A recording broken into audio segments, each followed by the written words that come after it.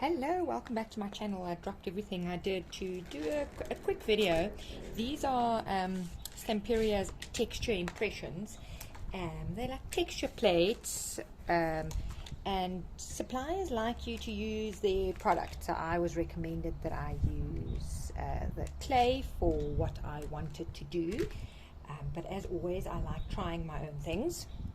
So I tried the acrylic texture paste. This is Darla's one, the very affordable one, and it goes on beautifully, as you would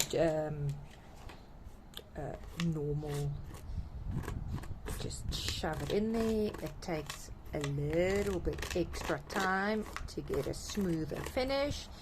You can just do bits at a time. Takes a bit more, you just keep on going, you don't even have to fill the whole thing, just keep on smoothing, and 24 hours later you pull it off and it comes out. So that's the wrong side, and it comes out beautifully. So you'll see there's tiny little things there that you can just pry out like thin layers, and it's bendy, it's not brittle at all.